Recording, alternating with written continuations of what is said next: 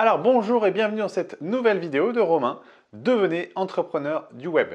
Alors aujourd'hui j'aimerais vous parler de l'emailing. L'emailing est une stratégie à adopter, peu importe le business que vous avez, il faut le mettre en place. C'est un outil ultra puissant. Alors si vous n'y connaissez rien en emailing, je vais vous expliquer un petit peu comment ça fonctionne, quelle est sa puissance et comment le mettre en place pour générer des ventes, des prospects, des clients, tout ce que vous voulez, mais vous devez le mettre en place. Alors j'ai noté plusieurs choses, plusieurs points que j'aimerais aborder dans cette vidéo. J'espère qu'ils vont vous sensibiliser, que vous allez mettre en pratique les choses ou peut-être que vous les mettez déjà en pratique. Si c'est le cas, n'hésitez pas à me faire un petit commentaire juste en dessous de la vidéo pour donner votre point de vue ou alors peut-être une autre opinion de l'emailing. En tout cas, aujourd'hui, l'emailing est un outil ultra puissant à ne pas négliger. Alors mettez un petit peu de côté les on-dit. Alors je ne sais pas si vous avez un peu lu au travers d'Internet, certaines personnes vous disent que l'emailing est mort, c'est terminé, les emails n'arrivent plus, ça va dans les spams, c'est très contrôlé, etc., etc. Globalement, il y en a certains qui ont quand même en partie raison, dans le sens où l'emailing aujourd'hui est quand même, on va dire, très surveillé. Vous avez aussi pas mal de chances de tomber en spam, mais il y a un mais. Si vous faites bien les choses, si vous arrivez à bien adopter une belle stratégie, une bonne stratégie dans votre business, je vous assure que vous allez pouvoir en tirer des bénéfices. Pourquoi? Parce que tout ce que vous pouvez entendre dire, donc les on-dit, c'est généralement les gens qui parlent de ça. Mais vous, testez d'abord cette solution, testez l'emailing et après, faites-vous votre opinion. C'est aussi simple que ça. Donc, testez d'abord de mettre en place l'emailing et après, vous verrez si vraiment, effectivement, c'est mort pour vous ou pas.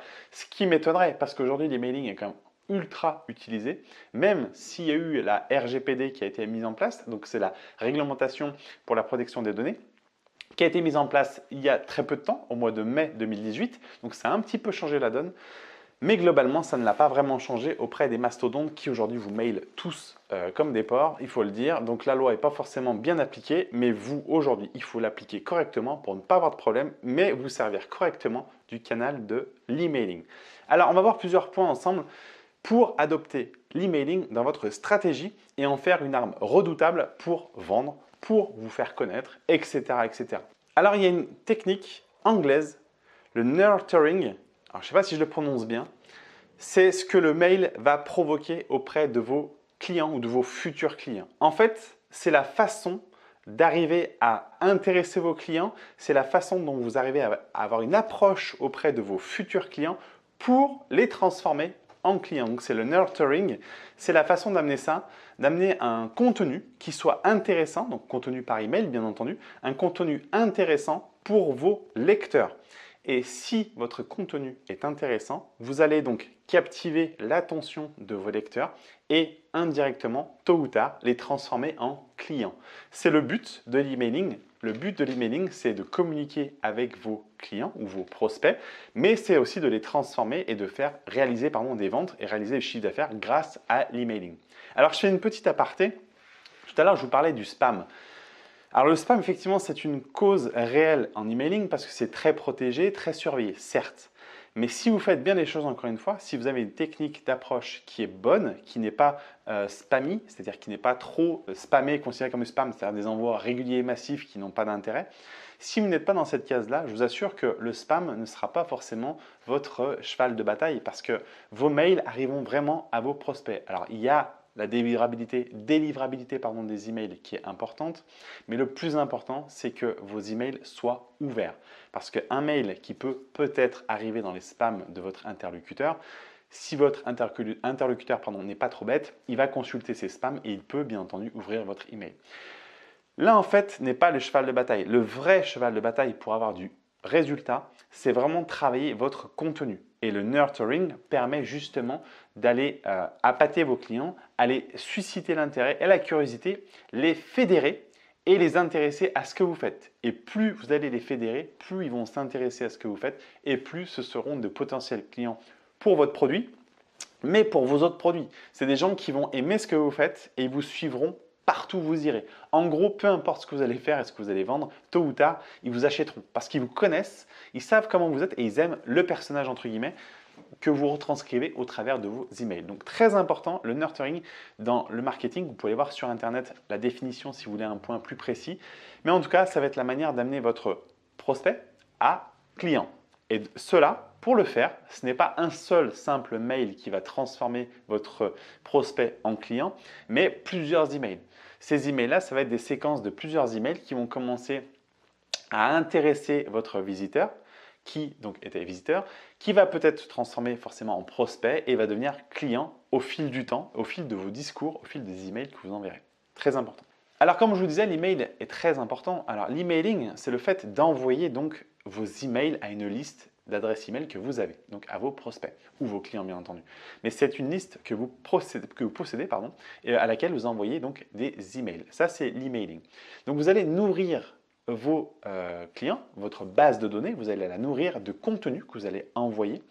Essayez de garder cette proximité avec les gens que vous contactez par email.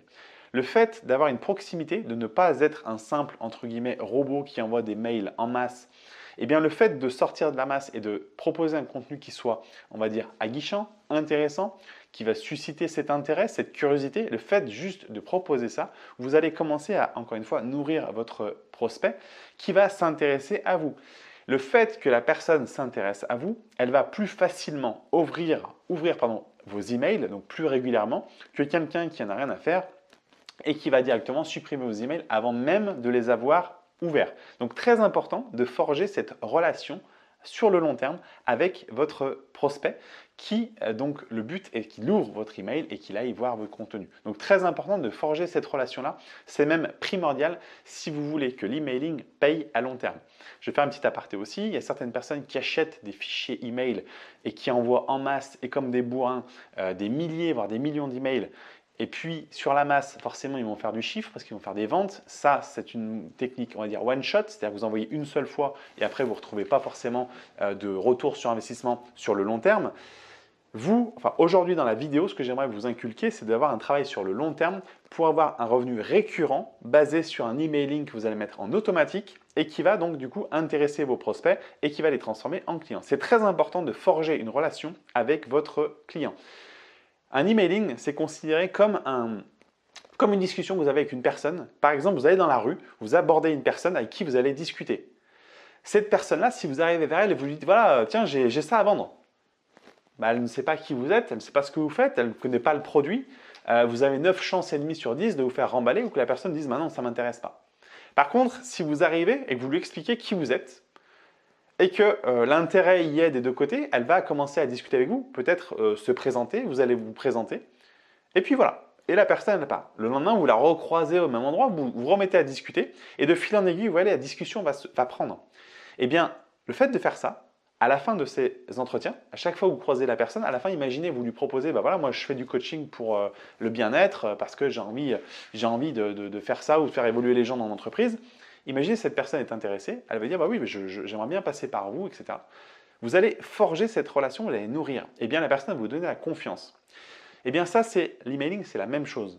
Dites-vous que quand vous contactez les gens, vous allez nourrir cette relation. Alors, j'aime bien le mot nourrir, mais c'est vrai, c'est fort et c'est imprégnant et c'est vrai. C'est de pouvoir donc fidéliser et forger ça.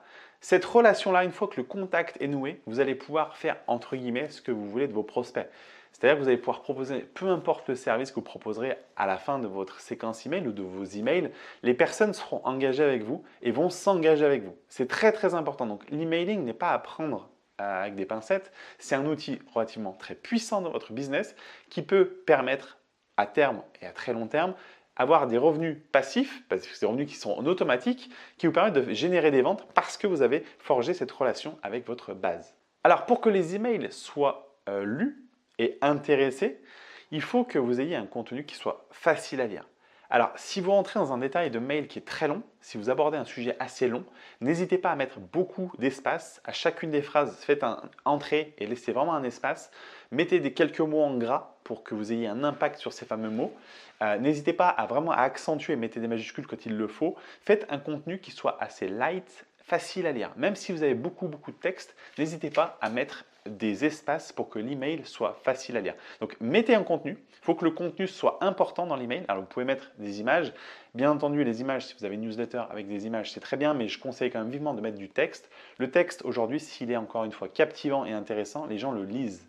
Donc, prenez bien le temps de faire un texte qui soit aéré, qui soit agréable à lire. Envoyez-vous l'email avant de l'envoyer à vos clients et lisez-le. Dites-vous si est-ce que ça vous intéresserait de lire ce mail-là. Est-ce que ce n'est pas pénalisant, ennuyant, chiant, etc. Donc regardez bien si ça vous plairait de lire ça. Et une fois que vous avez un contenu qui est aéré, qui est clair et à la fois facile à lire, envoyez l'email. Donc, mais faites bien un contenu qui soit intéressant et captivant à lire. Alors pour aller plus loin, on parlait d'emailing, de contenu, d'intérêt, mais si vous avez un email envoyé qui comporte un titre relativement pourri, il ne sera pas ouvert. Et si l'email n'est pas ouvert, vous allez aucunement lier une relation de confiance avec votre prospect. Donc très important d'avoir un titre qui soit percutant. Le titre doit être à la fois percutant et pertinent par rapport au contenu que vous allez proposer dans cet email. Parce qu'il existe des titres, ce qu'on appelle des titres putaclic, c'est-à-dire que vous avez des titres qui sont très aguichants, qui suscitent l'intérêt et les gens vont cliquer. Donc majoritairement, les gens cliquent dessus, mais une fois qu'ils cliquent, ils n'ont pas le contenu qui est en adéquation avec le titre. Pourquoi? Parce que l'intérêt, c'était juste de faire cliquer la personne, de faire ouvrir l'email et au final, vous n'avez pas le contenu que vous recherchiez. Ça, c'est les titres putaclic. Donc ne mettez pas de titre qui soit faussement vrai. Allez sur un titre qui suscite l'intérêt d'aller voir le contenu que vous mettez dans l'email. Donc, prenez bien un titre qui soit intéressant et captivant, encore une fois, qui capte l'attention de votre prospect pour que celui-ci aille l'ouvrir et veuille en découvrir, en savoir plus pour aller lire le contenu qui est dans l'email. Donc, très important, le titre, ça va être vraiment l'enjeu principal, la concentration maximale à avoir dans l'envoi d'emailing. C'est vraiment le titre qui va faire la différence. Vous pouvez avoir un superbe contenu si le titre ne joue pas. Si le titre ne plaît pas, il ne sera pas cliqué et du coup votre contenu ne sera pas lu. Donc très important. Alors un autre point intéressant, c'est l'accroche que vous allez donner à votre email. Aussi bien le titre que l'accroche dans le contenu. Essayez de le personnaliser au max, c'est-à-dire essayez d'appeler la personne par son prénom. Si vous avez capté son adresse email et son prénom, n'hésitez pas à vous servir de son prénom pour l'interpeller avec son prénom. Par exemple, salut Pierre, voici mon mail. Vous mettez le prénom dans le titre et vous remettez le prénom dans le contenu. Adressez-vous vraiment à la personne, comme si physiquement vous vous adressiez à la personne.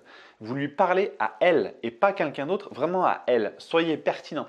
Si vous captez leur attention en visant que quand vous parlez vraiment à cette personne et pas à une autre, vous allez voir que l'attention de la personne va être déjà plus sollicitée et va forcément plus réagir. C'est-à-dire cliquer sur des liens que vous avez mis dans vos emails, peut-être participer à un sondage que vous faites. Enfin, toutes les questions que vous allez poser, toutes les actions que vous allez demander à faire à cette personne-là, elle les fera presque potentiellement naturellement parce qu'elle va se sentir pas redevable, mais elle va se sentir comprise et surtout contactée personnellement. Donc, elle va prendre le mail pour elle et va plus facilement faire l'action. Donc, pensez à personnaliser un maximum votre titre et votre contenu en appelant la personne par son prénom si vous pouvez le faire grâce à votre autorépondeur par exemple, dans laquelle l'option est largement faisable, mais il faut encore une fois, il faut arriver à capter l'adresse email et le prénom de cette personne-là. Mais faites-le. Alors, ça nous amène à un dernier point. Si votre emailing est bon, si votre email a du contenu et un vrai contenu, si vous arrivez à fédérer toute votre communauté, vous allez pouvoir vendre n'importe quoi. Quand je dis n'importe quoi, j'aime bien le dire parce qu'un emailing est tellement puissant que si vous arrivez à fédérer votre communauté, vous pouvez vendre certains produits aujourd'hui, vous pouvez reprendre les mêmes personnes et vendre un autre produit totalement différent demain.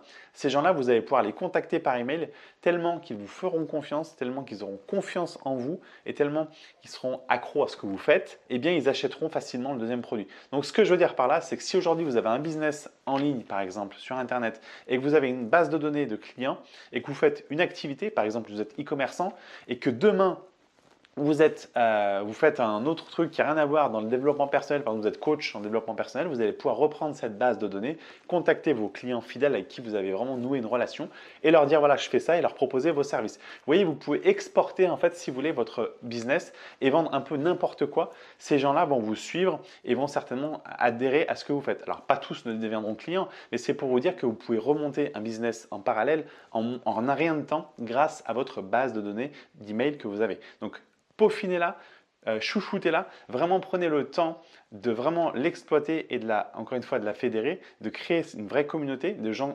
captivés par votre contenu et vous verrez que vous allez pouvoir retranscrire ça sur d'autres business et les gens vous suivront assez facilement. Alors un dernier petit point aussi de tout ce que je vous ai dit, faites attention, aujourd'hui vous avez la RGPD, alors je ne suis pas là pour faire le juriste, je ne suis pas là pour faire l'avocat du diable. La RGPD, c'est la réglementation de la protection des données. Donc depuis le 25 mai, la loi a changé à ce niveau-là. Il faut le consentement de votre visiteur. C'est-à-dire que la personne qui rentre son email dans votre formulaire de contact, il faut qu'elle ait coché pour donner son consentement pour que vous puissiez la recontacter derrière. Il y a même normalement vous donner un accord pour que vous puissiez la recontacter vous et qu'il y ait un contact commercial derrière. Donc ça, c'est vraiment à mettre en place en fonction des sites internet que vous avez, un blog, un site e-commerce, il faut le mettre en place, c'est important. Prenez-le en compte. Pourquoi? La RGPD, ça a fait chier tout le monde de mettre en place parce que au final, c'était beaucoup de données, beaucoup de choses à mettre en place, beaucoup de papiers à faire, etc. Je vous l'accorde, c'est vraiment pénible. Par contre, si vous prenez le problème à l'envers, la RGPD, ça va protéger les données de vos clients. Si vous faites ça, si vous mettez en application et si vous montrez votre bonne foi, c'est-à-dire que vous êtes soucieux de la vie privée de vos clients, déjà c'est un bon point. Vos clients vont vous percevoir dans le sens où ils vont se dire bah ouais mais lui finalement il respecte les données, je sais qu'il ne va pas me spammer, je sais qu'il va pas me spammer la gueule, m'envoyer plein de pubs, plein de machins, je sais qu'il va respecter ça et il va être soucieux de mes données. Donc c'est très important de vraiment le prendre en compte parce que ça finalement un impact positif auprès de vos clients. Alors vous allez un petit peu plus ramer pour attraper des emails, avoir l'adresse email de la personne, parce que les gens sont un peu flemmards, ils ne vont pas forcément cocher la case. Mais une fois que vous avez vos adresses email en base de données, vous allez voir que si elle est réglementée RGPD, vous allez voir que vraiment cette base de confiance, vous allez pouvoir nouer plus facilement le contact avec vos clients. Vous allez pouvoir les contacter et vous saurez au préalable qu'ils auront effectivement coché cette case. Donc faites bien attention à la RGPD, mettez-la bien en place, respectez la règle, jouez le jeu. Si vous ne voulez pas avoir des problèmes ultérieurement, soyez assez clean là-dessus quand même, faites le maximum. Voilà, donc j'espère que cette vidéo vous a plu. Alors, ce n'était pas pour vous sensibiliser sur la RGPD, mais c'était pour vous dire que le mailing aujourd'hui, c'est très important de l'intégrer dans votre stratégie. Que vous ayez un site e-commerce, que vous ayez un blog, que vous fassiez de l'affiliation, peu importe ce que vous faites, fédérez votre communauté au travers des emails. Donc, il n'y a pas que les forums, il n'y a pas que les groupes. Avec l'email, donc l'emailing, fédérer cette communauté-là, vraiment vous allez voir les résultats et en plus c'est un potentiel énorme parce que vous allez pouvoir mettre en automatique des séquences email qui vont vendre toutes seules, vous n'aurez plus rien à faire et vous aurez une communauté qui vous suit. Donc mettez bien ça en place. Si vous avez des questions à ce sujet, n'hésitez pas à mettre un petit commentaire en dessous. Si vous êtes sur YouTube, abonnez-vous à ma chaîne YouTube, cliquez sur le petit bouton rouge juste en dessous. Vous aurez d'autres vidéos que je vais produire régulièrement pour vous aider à construire votre business, à implémenter des choses dans votre business et améliorer votre business en ligne. Donc n'hésitez pas à me contacter si vous avez la moindre question. Si vous êtes sur Facebook, n'hésitez pas à liker juste en dessous ou à partager la publication.